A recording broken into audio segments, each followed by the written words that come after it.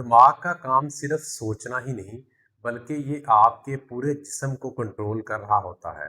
اگر میں آپ سے بات کر رہا ہوں تو یہ بھی میرا دماغ کنٹرول کر رہا ہے۔ اگر میں کوئی موومنٹ کر رہا ہوں تو یہ بھی میرے دماغ کے کنٹرول میں ہی ہے۔ آج پوری دنیا میں ورلڈ برین ڈے منایا جا رہا ہے۔ اس دن کو منانے کے دو مقاصد ہیں۔ نمبر ایک، آپ نے اپنے دماغ کو صحت مند کیسے رکھنا ہے۔ نمبر دو، اگر آپ خدا نہ خواستہ دماغ کی کسی بیماری کا شکار ہو جاتے ہیں تو آپ نے اس کا ٹائملی علاج کیسے اور کہاں سے کروانا ہے۔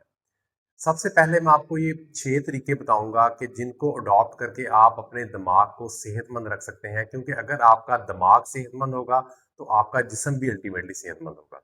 اس میں سب سے پہلے آپ نے اپنے بلڈ پریشر، شوگر اور کولیسٹرول، ان تینوں چیزوں کو کنٹرول میں رکھنا ہے۔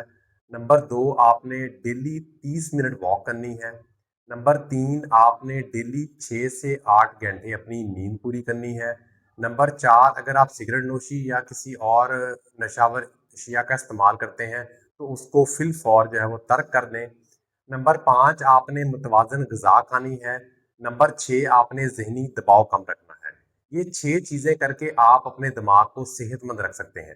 اب میں بات کروں گا دماغ کی جو بیماریاں ہیں کامن ہمارے ایریا میں وہ کون کون سی ہیں۔ اس میں ٹاپ آف دی لسٹ جو ہے وہ فالج ہے۔ فالج کیا ہے؟ فالج بیسیکلی جو خون کی نالیوں میں اگر کوئی رکاوٹ آ جائے یا خدا نخواستہ خون کی نالی پھٹ جائے تو اس سچویشن کو فالج بولتے ہیں۔ اس میں جسم کے کسی حصے کی کمزوری ہو سکتی ہے، منہ کا ٹیڑھا پن ہو سکتا ہے، آواز کا لڑکھڑانا ہو سکتا ہے، یہ تمام جو ہے وہ فالج کی علامتیں ہیں۔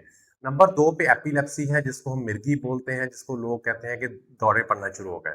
نمبر تین پہ الزائمر ڈیزیز ہے، جو کہ یادداشت کی بیماری ہے، بھولنے کی بیماری ہے۔ یہ زیادہ تر اولڈ ایج جو ہمارے لوگ ہیں ان میں ہوتی ہے۔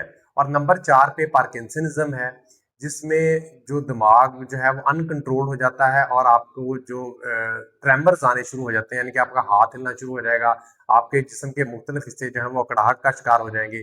یہ 3-4 ڈیزیز جو ہیں وہ ہمارے ایریا میں زیادہ کامن ہے۔ اب اس میں جو لوگوں کا جو مسکنسیپٹ ہے وہ یہ ہے کہ اگر فالج ہو جائے یا دورے پڑیں تو بجائے ہم ڈاکٹر کے پاس جانے کے، ہم دوروں کے جو مریض ہے اس کو جو ہے وہ عامل بابا کے پاس لے کے جاتے ہیں کہ پتہ نہیں جنات کا سایہ ہو گیا ہے۔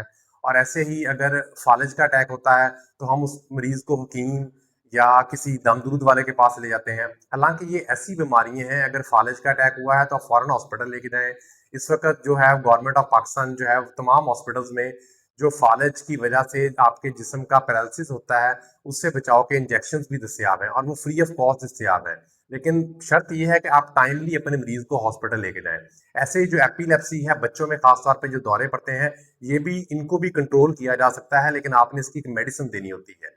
تو آپ کوشش کریں، سب سے پہلی تو ایک اپنے دماغ کو صحت مند رکھیں، 6 طریقے اپنائیں دماغ کو صحت مند رکھیں، لیکن اگر خدا نہ خواستہ کسی بیماری کا شکار ہو جاتے ہیں تو اس کی درست تشخیص اور درست علاج جو ہے وہ انتہائی ضروری ہے۔